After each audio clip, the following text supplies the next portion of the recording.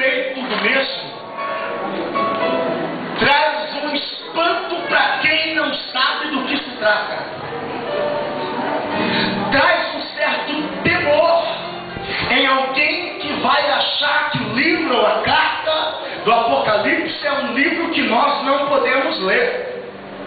Eu já ouvi muitas pessoas, muitos leitores da Bíblia, pregadores, dizer que já leu a Bíblia toda, mas quando chega o momento de ler a carta ao Apocalipse, ele vai dizer: eu não vou ler esse livro, porque esse livro nos traz um espanto, esse livro nos deixa um pouco arrepiado, esse livro é um pouco temeroso e tenebroso, sendo que na verdade a carta que Jesus escreve, ou a carta que João escreve, pelas revelações dadas pelo próprio Senhor Jesus Cristo, se deu num período meio que complicado, e eu vim para te explicar isso.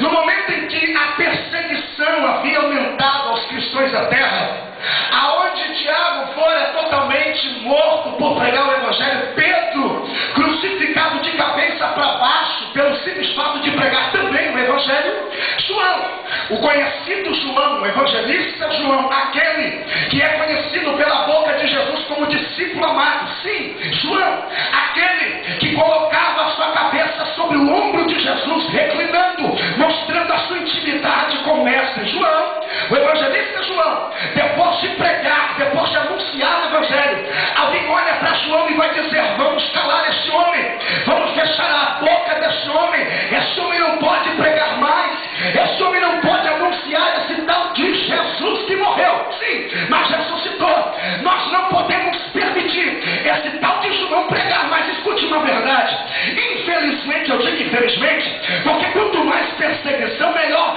é para o crescimento cristão. Mas hoje em dia, hoje no momento, não é o povo lá fora que persegue aqui dentro, negativo, não é o povo lá fora que quer calar o povo aqui dentro. Infelizmente, existem algumas pessoas que não têm o mesmo chamado que você, existem algumas pessoas que não têm a mesma fé que você, existem algumas pessoas que não compreendem Deus da forma que você compreende e tenta fechar os seus lábios de qualquer maneira, mas assim que diz o Senhor nessa noite, a perseguição não vai lhe impedir de você realizar aquilo que o Senhor tem perseguido. Perseguição não vai te parar. Perseguição não pode calar aquilo que Deus iniciou na sua história. Vire para alguém que está do seu lado e diga: se está perseguindo, se está te perseguindo, é sinal que você está incomodando. Eu estou sentindo a presença de Jesus aqui.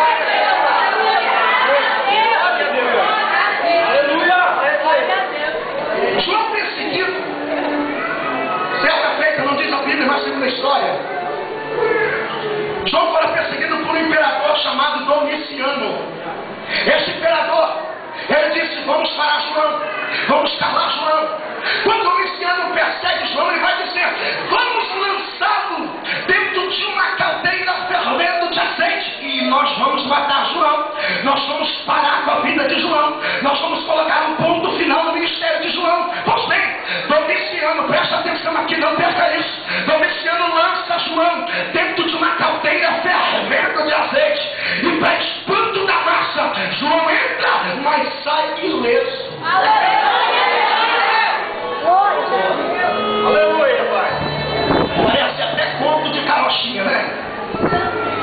Entrar dentro de uma caldeira fervendo de azeite e sair sem nenhum arranhão. É só Deus que faz isso.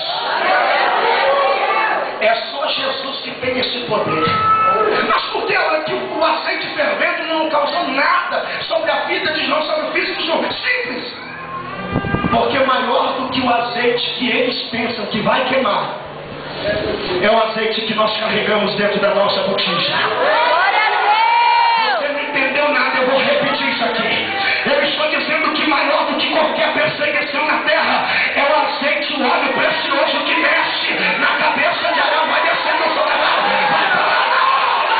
Quem tem azeite, levanta a mão. Quem tem azeite, levanta a mão para cima, para a boca.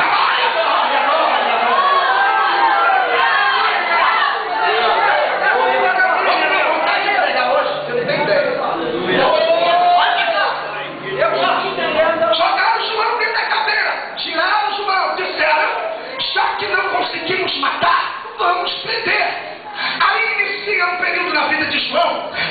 92 anos de idade, aproximadamente, não exatamente, mas aproximadamente, João é lançado dentro de uma ilha chamada Patmos, preso, trancafiado, dentro de um calabouço. Alguém vai olhar para João e vai dizer: João, a sua história termina aqui.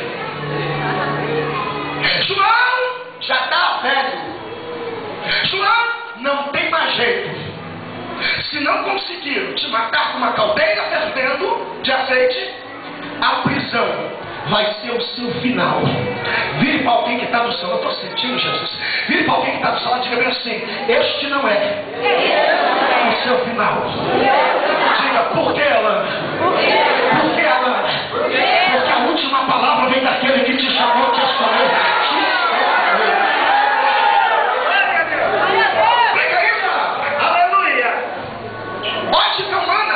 João morreria dentro de uma prisão, pastor Pita.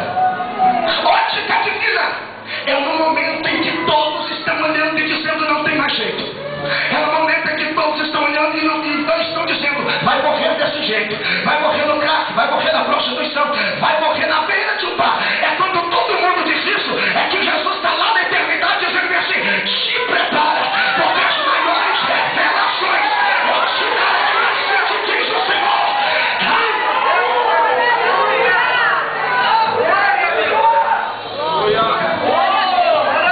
Alguém está pensando que perdeu, que você perdeu, que já era.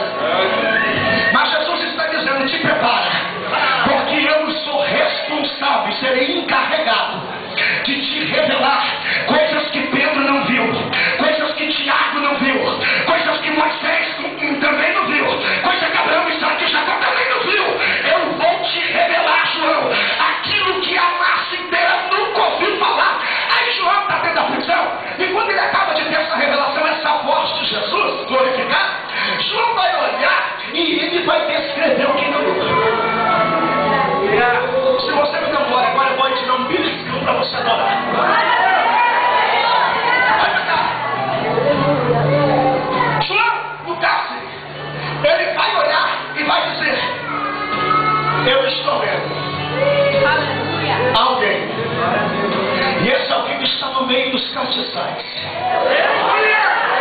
E este alguém que eu vejo é semelhante ao Filho do Homem. Aí João começa.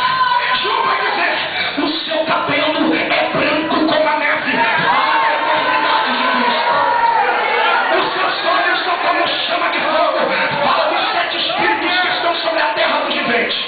Ele vai olhar mais embaixo e vai dizer: da sua boca sai uma espada aguda. Ou seja, a sua palavra corta.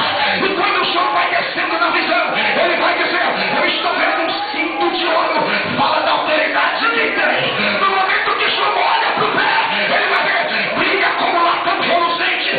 Fala da pureza de Jesus. Quando João fita os olhos de Jesus, ele vai dizer: a sua face brilha como um sol.